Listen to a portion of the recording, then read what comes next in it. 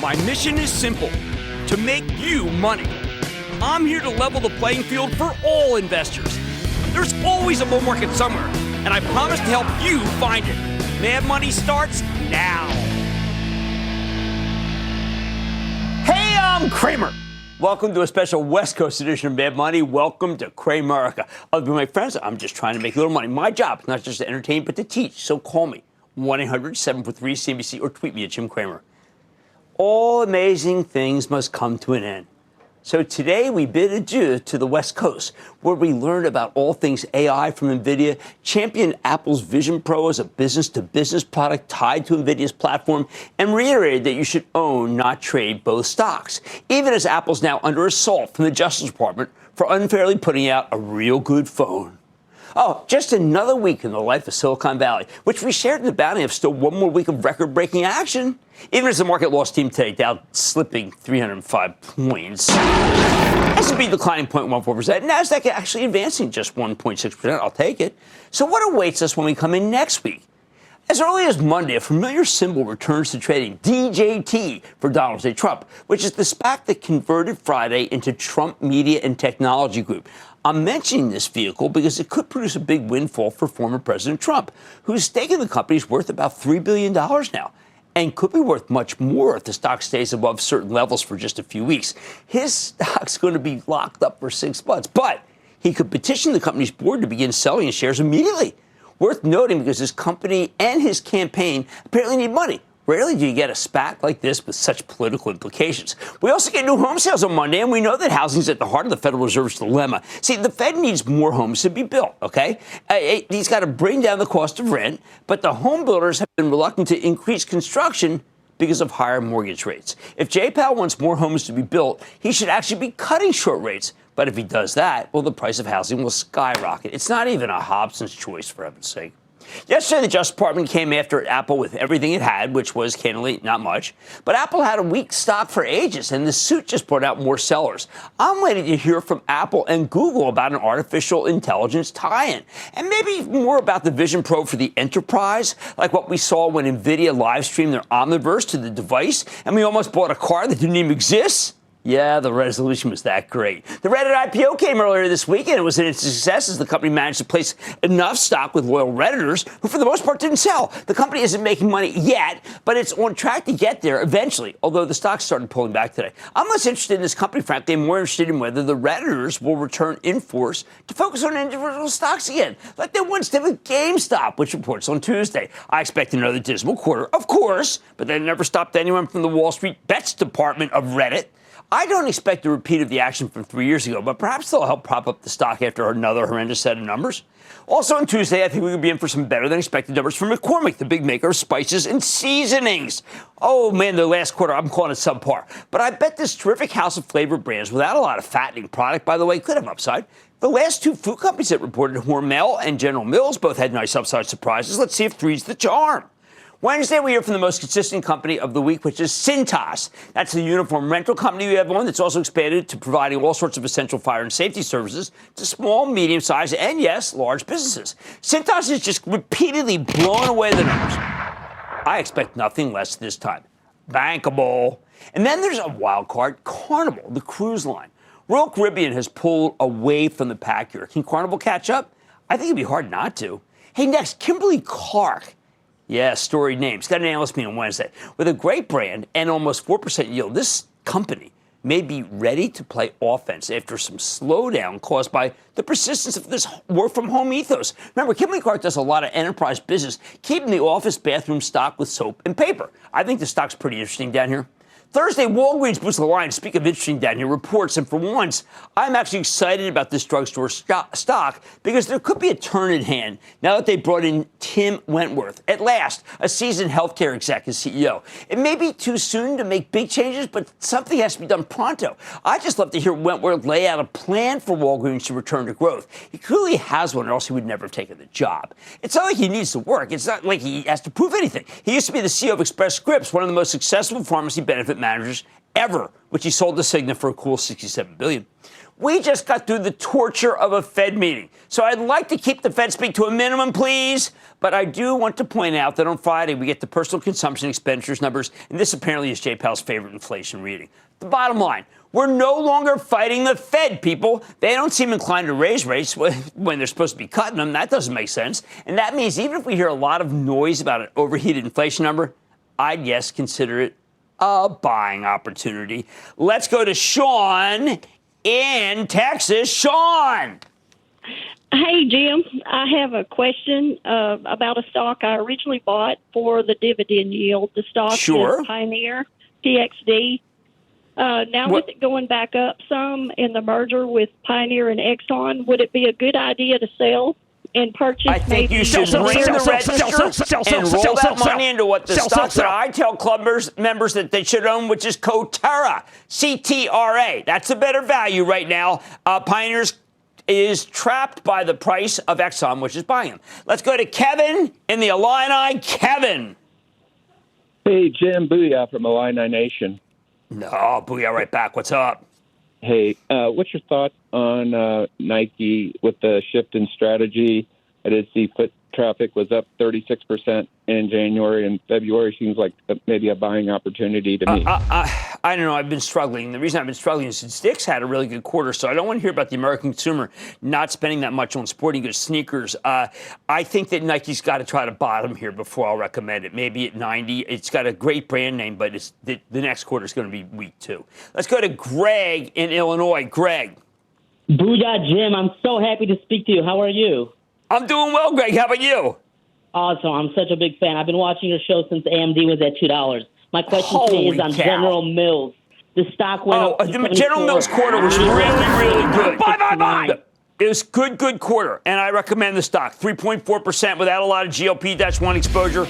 I think you're good to go on that one. All right, look, we're no longer fighting the Fed, which means if we get some inflation-related turbulence in the market, I consider it a chance to be able to do buy. Oh, man, I'm wrapping up my time in San Francisco with some of the Bay Area's top companies, including Block. The fintech company recently surprised to the upside. Hey, can you square up this stock for the portfolio? I got the company's top brass. Then I'm talking to the CEO of one of the most powerful growth stories of the last few years. It's getting its mojo back. I'm finding out how Roblox has been building up its market value and its millions of users, and I'm liking the homework. Let's see what the company says. And even a data breach wasn't enough to keep OCTA down. So can this identity software company keep performing? I'm going to talk to the CEO. So stay with Cramer.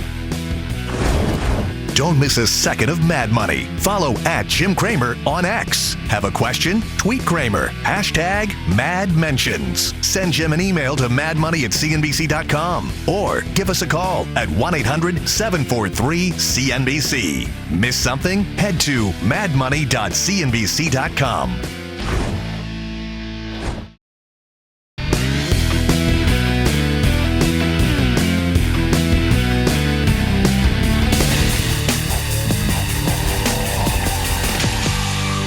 Has Block, the financial technology company formerly known as Square, finally gotten its mojo back?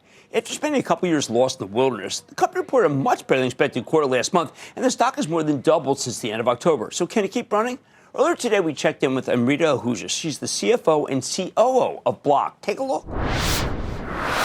Amrita, since I've seen you last, this has got to be the most exciting time I can recall for Block, a la Square. You focused on so many different things, but right now it's the one that all the younger people tell me about. It's Cash App, and it's about to explode. Jim, thank you so much for having me here. We're incredibly excited about the opportunity we see with Cash App to bank our base. We have 56 million monthly actives. More important than that number is the engagement of those actives on our platform. 2 in 3 of them are weekly actives. 1 in 4 of them are daily actives. And they're using our financial services products regularly, like Cash App Card, which is a free Visa debit card that's customizable and is really popular with Gen Z and younger populations. My kids had Cash App before. It was the first thing they had. And then I realized when I looked through your documents, there are 13-year-olds who are with it. And they'll be there for life. Well, we have a families offering that is really unique because this is a population that's pretty underserved, and we get to grow with them. They're about 38% of our monthly actives, but only 28% of our inflows. So imagine the opportunity to grow as they become the spenders and earners of the future. And it gives us a chance to grow upmarket with them. We get to reach their parents and their aunts and uncles and their community around them. I love the fact that as they get wealthier, you get more of their wallet, which is terrific. That's happening. That's right. We see that as people use more and more of Cash App, they adopt more products. So not only 23 million on Cash App Card, but 3 million using our more nascent products. Cash App Borrow, which is a fast access line of credit. Cash App Pay, which is a chance to use your stored funds within Cash App at so many merchants around the world. Or Paycheck Direct Deposit. Now, when a customer is direct depositing into Cash App, they bring 6 to 7 times more inflows into Cash App, which is an immense monetization opportunity. That's why you've got the great leverage that I've been looking for in the financial services. You are doing a lot of exciting things, and you're doing them with a thin group of people in terms of encouraging productivity. A cap of 12,000, something that Jack Dorsey talks about as being a great way to recenter the company. That's right, Jim. This is a way for us to use constraints to drive creativity. So constraints here are the number of people we have at the company, and it drives a focus on what matters the most. It helps us prioritize our work, and it helps us think strategically about what most benefits our customers. Of course, it also benefits the bottom line, and that's where we see significant margin expansion opportunity. What we've guided to this year is already 8 points or more of margin expansion, and we want to do more of that as we hit Rule of 40 in 2026. Right, and that's a great growth and margin story, and I think that people should recognize that a lot of financial services companies would kill for that level of growth. They don't have it. Some other things that you do are just, I think, cutting edge. You do fractional shares. Is it working? That's right. So within Cash App, you have the opportunity to buy $1 or $10 of Nvidia or Berkshire Hathaway. It's a really exciting opportunity to bring people in to stock investing. When we launched this product in 2019, what we saw was over half of U.S. households were not investing in the stock market. So this is an opportunity to make it more accessible and bring people into the significant wealth creation opportunities that others already have. Okay, now we are big fans of Bitcoin. We are not against it. We think it's a great storehold of value. Do you think it can go back to where people thought that at one point it would be used as a currency?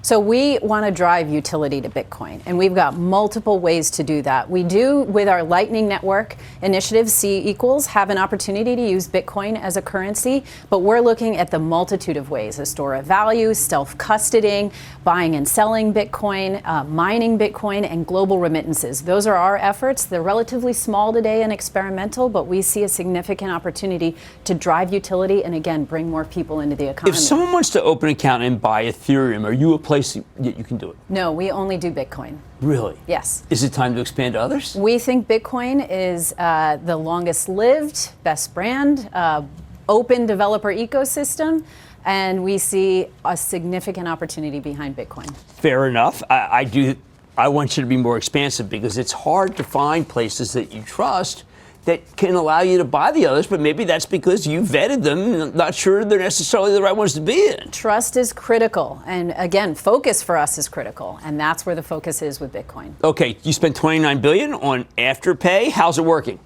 Afterpay is an incredible opportunity to bring commerce into Cash App.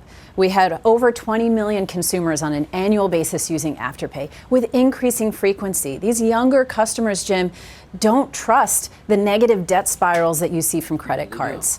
And so with Afterpay, we grew our gross merchandising volume by 25% in the important seasonal Q4 quarter. And I think there's even more opportunity to integrate it into Cash App and to bring those local commerce opportunities out between the combination of Square, Cash App, and Afterpay. That's where we really think that Block is differentiated. Okay, I'm glad you mentioned the term Square because you work closely, obviously, with Jack Dorsey, who's running Square. Can you just give us the kind of the division of labor? Were you in, for instance, on the decision to cap at 12,000? Absolutely. This was a joint decision across our leadership, but driven by Jack in an effort that was really brought out by clarifying our our financial targets, which is to reach Rule of 40 in 2026. What we've said is we believe we'll get there by a 15% growth rate, hopefully more, or a 25% or so adjusted operating income margin. To drive that kind of margin expansion, we need constraint. And to drive continued growth at scale, we need focus. Well, that's one of the reasons when you say rule of 40, I was always questioning how much you're balancing profitability and growth. I'm not sure right now. You can clarify right now for us. Equal, more growth? Because I love the growth app, but yes. When the pivot occurred after the Fed changed, I want more profitability. I want profitable growth. We want profitable growth too. And because we invest in high unit economic businesses, when we drive a point of growth at the top line, that drives high incremental margins at the bottom line. So growth is ultimately accretive to both profitability and the top line. One last thing I got to ask you is I didn't ask on people out here. You do a lot of work from home, but what's your feeling about San Francisco right now as a place to work, as a place that people are starting businesses? Is it safer? Are more people coming back here? I mean, there's incredible talent here, Jim, and I think that there's a real buzz in the air. That said, we want to be a global company, and we want to access talent all around the world. This is why we allow our employees to work in a distributed manner, and we can find diverse talent, excellent talent in many other cities around the world, too. Well, I've been recommending your stock for some time, and I hope people understand now why, because I like profitable growth they're giving to us, and they're converting people at the age of 13. They do it for life. And Rita, who's just the COO and CFO of Block. I just love it when you come in. Thanks Thank you so much. Coming up, headwinds in the Omniverse. Can this VR stock find its form amid risk? Cramer asks the tough questions. Next.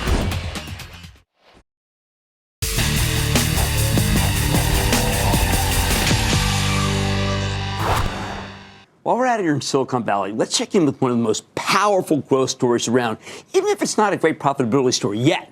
I'm talking about Roblox, the online gaming and game creation platform that's insanely popular with kids. 71.5 million daily active users in the latest quarter. But because they never pivoted to profitability yet, the stock hasn't gotten as much love as I think it should have. Can that change? Let's go straight to the source with David Baszucki. He is the founder, chairman, CEO of Roblox. Mr. Baszucki, welcome back to Mad Money. Jim, I can't believe we're live together. It's great. Finally. And you know Thank what? you. It's the right time to be live because this was an amazing quarter. This is the beginning of the great reacceleration. Just some quick numbers. Daily average users up 22%. Hours engaged up 21%. Revenues up 30%. Bookings up gigantically. Japan, India. It's happening. It's the reacceleration that we've wanted, and it's deserving because you always had the best product. Yeah, thanks. It was a great quarter. We have so many things driving growth, right? Okay. More older users, international, Japan and India going over 40% year on year. For those that aren't familiar with Roblox, 100% powered by our community. Everything on Roblox made by amazing creators, some single people, some studios with 100 people. A lot of innovation on our part to help accelerate that, and a lot of headroom as well. Okay, so let's talk about this age up situation. Now, when people are on the conference call, they may say, well, what is so important about aging up? So why don't you tell us, because it's really happening. Well, historically, there were more users on Roblox under 13 than over 13 years old.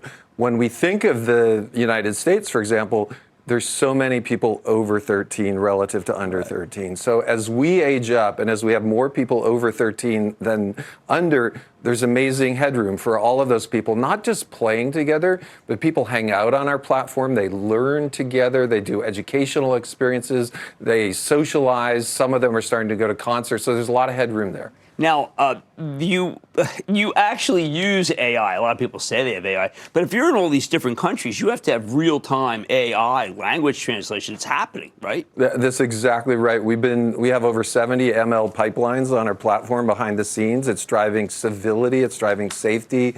As you mentioned, it's driving the dream of a classroom in the United States with a classroom somewhere else hanging out together and communicating in real time. As we've introduced voice, all of the millions of hours of voice on our platform are being kept safe and civil with AI.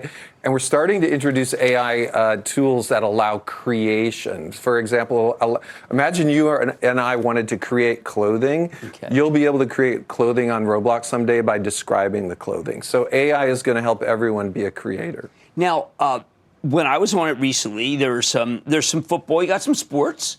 Right? There's some key things that you're getting to get. I mean, there's lots of different kinds of program where I'm saying is that so it can be boys who are 13. There's lots of stuff for mixed, everything. And they're all really safe. No matter what, I couldn't find anything that I felt was edgy, which frankly I don't want. Yeah, since we started, civility and safety has been the foundation of our platform. We have thousands of people in safety. We improved that with AI. And as you noted, as you looked around, you saw most likely incredible variety, incredible diversity, incredible freshness of content. It's what's been driving our growth, having this giant community of creators build awesome content. Now, when I hear that, I also think, boy, would I like to advertise against that. Now, I know, and I'm not trying to get you to talk about numbers right now. It's not right because you're middle of the quarter, but advertisers are getting real interested. We're starting to introduce both traditional and more innovative advertising units, partners like Lamborghini, Adidas, McDonald's. What they are offering is not just brand advertising, but the ability to interact with an experience, the ability to go to a place like Vans World, try on those shoes, go skateboarding together, connect with the brand in real world, and we have a lot more coming there. Well, that would be good for MetaQuest. That might be a play to be able to use.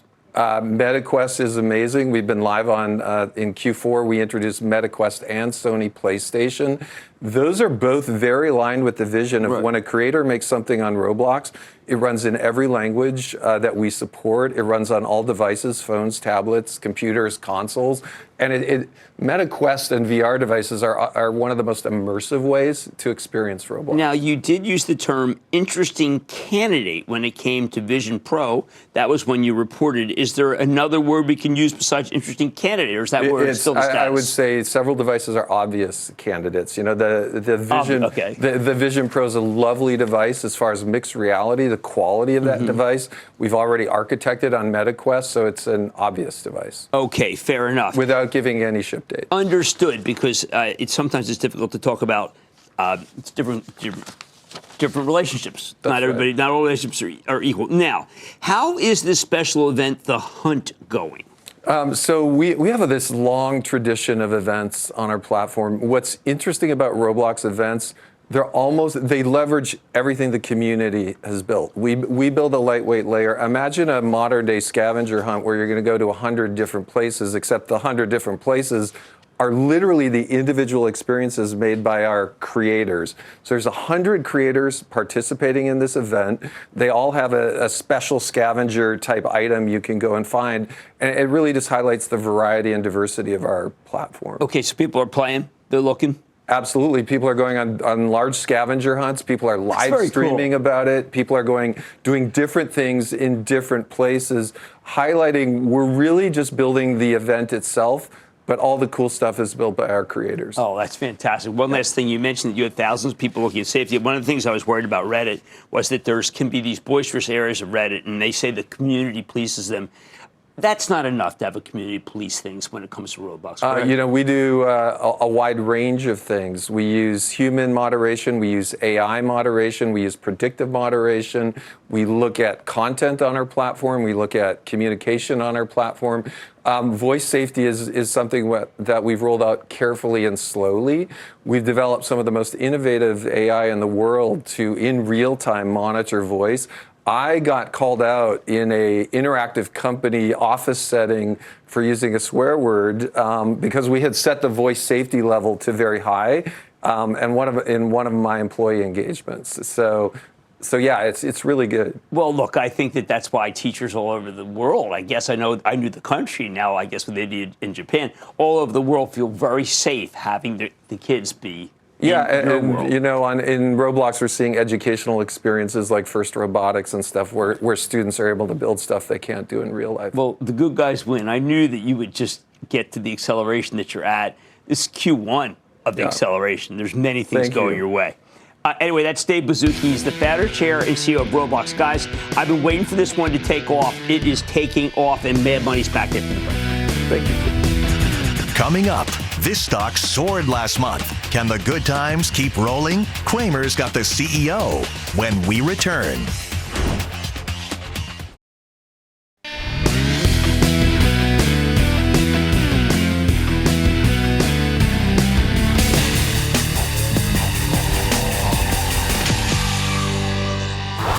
Last October, there was a big data breach at OCTA, the software company that handles identity and access management. Ironic. But if you thought that would lose Okta business, well, let me tell you something. 3 weeks ago, they proved you wrong with a magnificent quarter that sent the stock into the stratosphere. You know what? I don't think it's done. Yesterday, we sat down with Todd McKinney. He's the co-founder and CEO of Okta. Take a look. Todd, you have accelerating revenue growth. Now, some of that's because the bad guys just want to know our IDs, but you also have done Customer Identity Cloud and Privileged Access Manager. We really haven't talked about them together. I want to give you the floor on these because these are very clear verticals that you excel in. Yeah, so our strategy is we want to be the leading identity management company, and that means having leading products in every category. Traditionally, we've been known for workforce identity, which was helping employees and partners log in securely to all of their technology.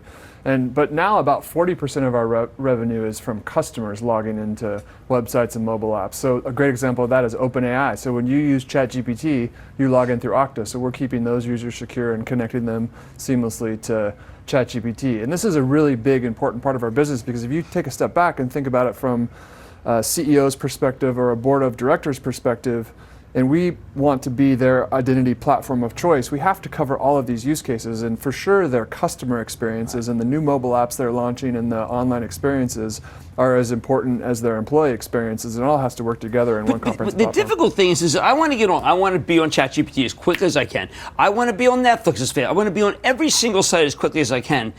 But the faster, for the most part, there's been a trade-off. If you let me in quickly, then I'm also going to more likely to hack you and wreck your system. You are somehow able to toggle both. Yeah, well, that's when you think about technology, there's always trade-offs, right. Speed and performance and cost. I think in the identity world, traditionally there has been this trade-off between how easy do you want it for end users, how easy do you want it for the customer experience, and how secure can you make it. And that's been challenging, but we have a lot of technologies in our favor. A simple example is now we have more biometric sensors. With every phone having a biometric sensor on, that's a really good step up from the traditional password where we can scan your eye or we can look at a fingerprint and get you onto those sites right away. There's an exciting new technology out there called passkeys, which is a way that all of the different operating systems can agree to share that biometric sensor data and seamlessly connect users across all platforms. In Okta, with our Customer Identity Cloud, we're right in the middle of that, helping developers make it super easy to adopt passkeys and power their websites with these great customer experiences. Are these big enterprises or also small, medium? It's across the board. We have almost 19,000 customers, and one of the fastest growing segments is our cohort of $1 million plus customers. Right. So customers paying this over $1 million. I know, because you had that problem. You had your own hack, and I was shocked to see. I mean, the way you can measure whether your company's come back is the number of $1 million customers, and it's just been an incredible surge for you. Now, one of the things that I think the reason why it's been a surge is that there are many enterprises that deal with the public. A big casino company, a big cruise line, say. And everyone is hospitable, but hospitality can be the death knell because they want to help the customer, and the customer may be a bad actor. What do you do to make it so that these workers can do the best, it be as helpful as possible, and yet not infiltrate? Well, one of the reasons why I'm so excited about where we're going in our future is we can be the partner to a lot of these companies that are moving their businesses online. If you're a casino or a gaming company or a cruise line, as you mentioned, 20 years ago, there was no online connected experience. But now the default for consumers is they want everything to be available online, from bookings and reservations to customer experience, checking into their room, looking at their bill. They want to have that flexibility, and all the consumer internet companies have raised the standard there. And it's up to us to partner with these companies to help them branch out and bring their business online, whether it's a cruise line creating a new mobile app, or it's any industry that's been traditional industry can get more connected. But at the same time, your videos make it clear that it's the company. Like Okta doesn't want to be. It's not brought to you by Okta if you're on a cruise line, because you don't want that, right? You want the company to be the responsible one. Yeah, it's all about the customer and how they're extending their brand to their customer base. Whether you're an airline building a loyalty program, any industry with consumers, or. But at the same time, that customer doesn't really have any knowledge, so they have to turn to Okta. It costs too much money for them to learn to do what you do. Well, it's not. The learning is the key word there. Right. So learning can be very expensive, especially when you're talking about when more business processes and more interactions get online, the risk of security breaches gets higher. Right. So you have to not only get the experience right, but you also have to get the security right, and that's a painful thing for companies to learn. I also like the fact that you've made it very clear that there are individual moments acquisitions, divestitures, complex use cases where, again, you have to bring in Okta. It's too dangerous. There's too many people whose names are being left out, and they infiltrate through that. Yeah, we pride ourselves on being the leading identity platform, as I mentioned, covering all of these use cases. But also, we pride ourselves on being just identity and focused on identity, because that makes us neutral. We don't favor a certain platform or a certain application or a certain system. We give the customer choice across many different choices of technology, which is very important, because when you talk about these key business events like a merger or a divestiture, big strategic decisions that boards of directors are making, guess what? The company you're buying probably has a different tech stack.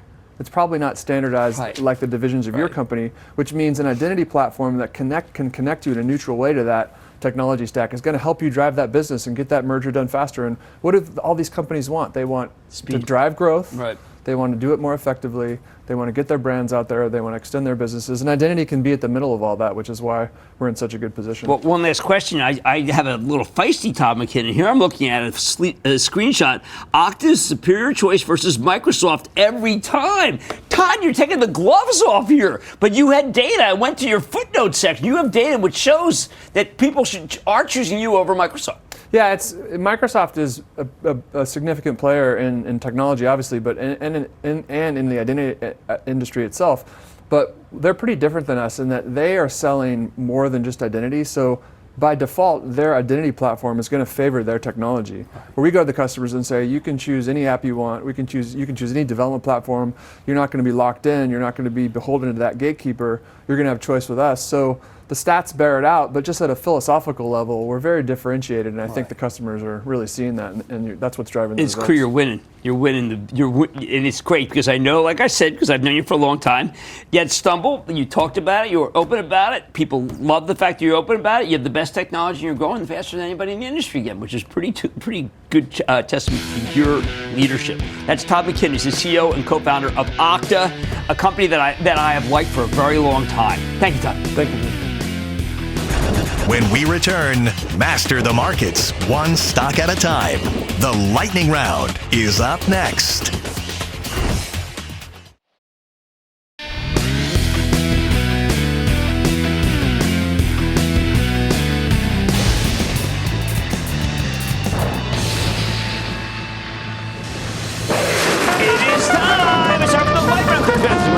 Let me say the stock is about myself, of course, the carpenter, my step is you play the sound. And then the lightning round is over. Are you ready, Ski? Dash over the lightning round. Let's start with Thomas in California. Thomas! Cramer, booyah, ahoy from the San Francisco Bay. What a great national treasure you are. Thank you very much for all you do for us. Thank you. Thank you. Jensen Wong interviews are amazing. Oh, thanks a lot. Yeah, we had a great time with Jensen. He's the best. How can I help you? RJF, what are your thoughts? The thing is a horse. It's now valued more highly than JP Morgan. So I'm going to have to say it's too late. We missed it. Let's find the next one. Jeremiah in California. Jeremiah. Hey, Jim, thanks for taking my call. You're the Of course. best. And this stock has been bouncing up and down. It's ARM, and I think it's. I like ARM very much. I wanted to be sure that we had that lockup expiration, and it looks like it's come and gone. I think you got a good situation going there. I want to be a buyer. Michael in Georgia. Michael. Booyah, Jim. First time caller.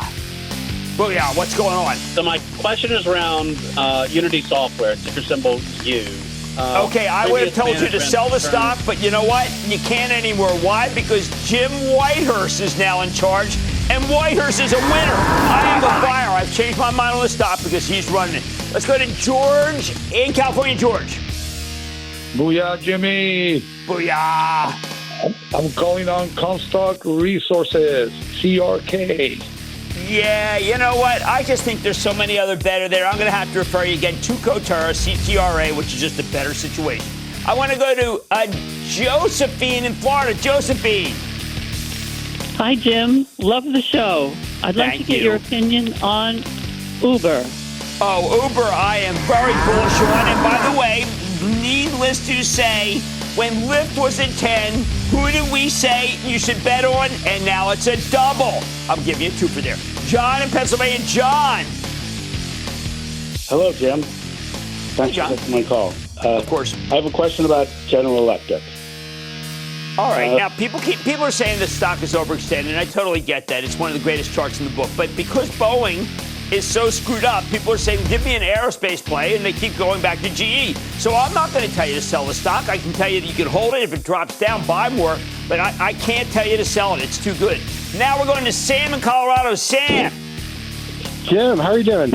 I'm doing well, Sam. How about you?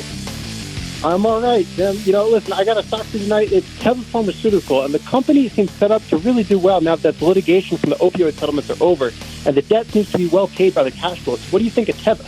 You know what? You're right. You're right. I've been hard on Teva because I like Lilly, but Teva's situation is improving, and it's ridiculously inexpensive. And they actually have some good scientists there. So I'm not knocking Teva anymore. As a matter of fact, I'm going to go in on Teva. How about Rebecca in New York? Rebecca. Hi. It is a pleasure talking to you. I want to thank you and your wonderful staff. That was extremely helpful. I got a good staff, no doubt about it. Yes, we have a good staff. How can I help you? That's great. I was thinking about buying symbol NVO Novo Nordisk. What do you think about that stock? Look, I think you should buy Lilly instead because Lilly's going to have in the next 3 months some very good news, I think, on its anti-dementia drug, and that'll be your chance. And Novo doesn't have that. Let's go to Rob in Pennsylvania. Rob. Hey, booyah, Jim. How are you? Booyah. I'm all right. How are you? I'm fine. Hey, I've been doing a lot of reading and some homework on the AI field, and there's one name that stands out and keeps coming up, and I wanted to know your take on SoundHound. Some people say I killed SoundHound. It was at 9, and I said I would not buy it. So I didn't mean to kill it, but at 6, I won't buy it either. And that, ladies and gentlemen, is the conclusion of the Lightning Round. The Lightning Round is sponsored by Charles Schwab. Coming up, Cramer wraps up his week out west. The mastermind behind Nvidia goes in-depth once more on Mad Money.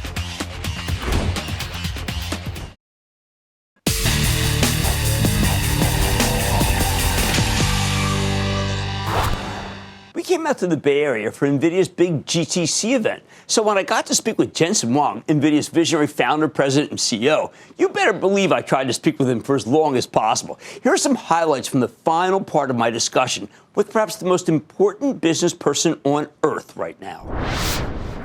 I want to talk about the things that seem superfluous or frivolous, but work.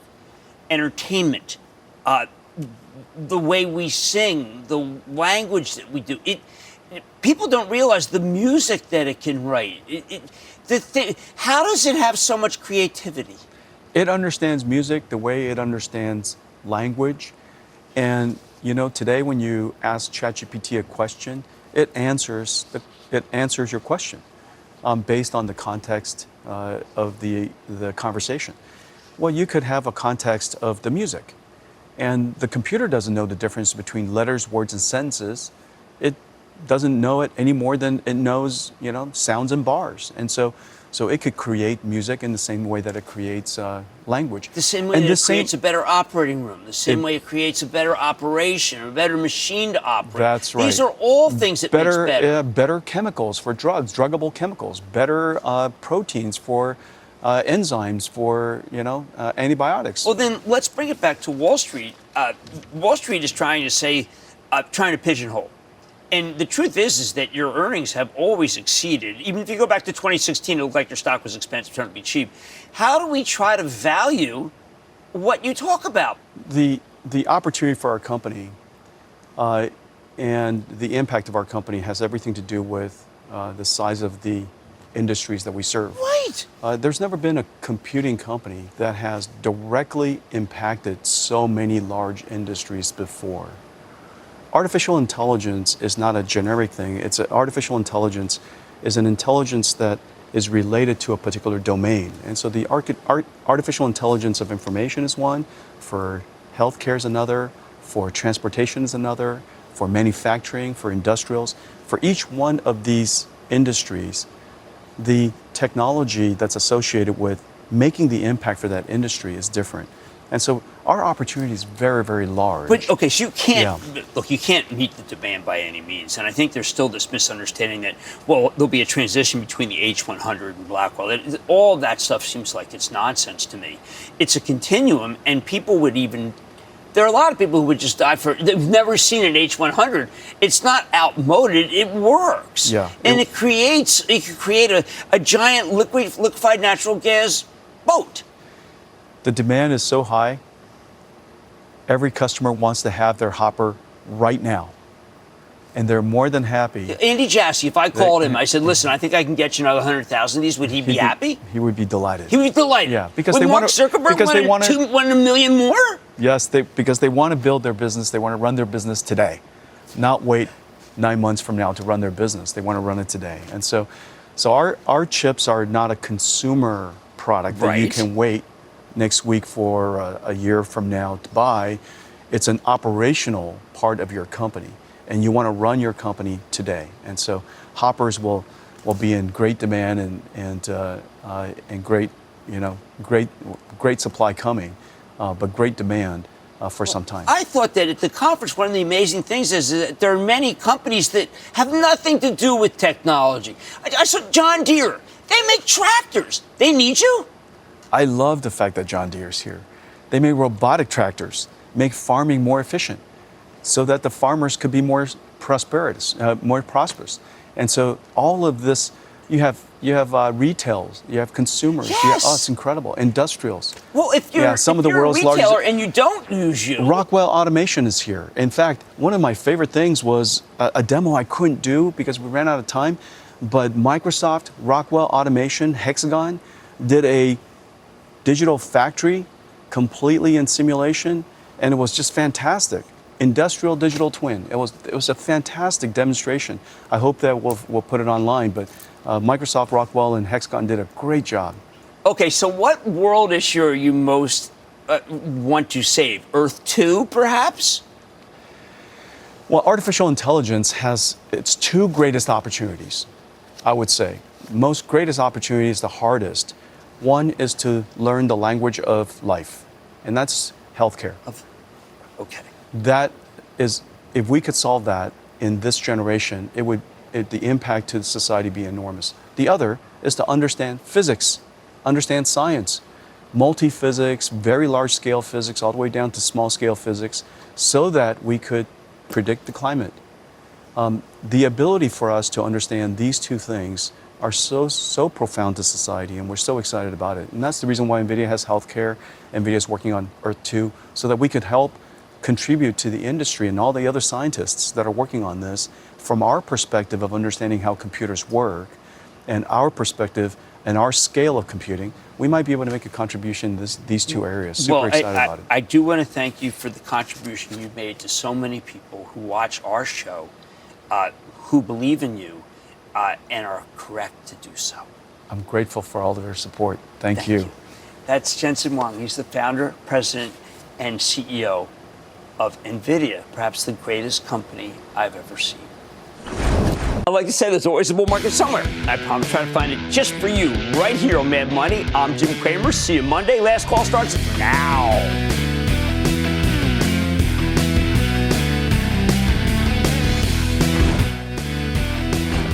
All opinions expressed by Jim Cramer on this podcast are solely Cramer's opinions and do not reflect the opinions of CNBC, NBC Universal, or their parent company or affiliates, and may have been previously disseminated by Cramer on television, radio, internet, or another medium. You should not treat any opinion expressed by Jim Cramer as a specific inducement to make a particular investment or follow a particular strategy, but only as an expression of his opinion. Cramer's opinions are based upon information he considers reliable, but neither CNBC nor its affiliates and or subsidiaries warrant its completeness or accuracy, and it should not be relied upon as such. To view the full Mad Money disclaimer, please visit cnbc.com/Mad Money disclaimer.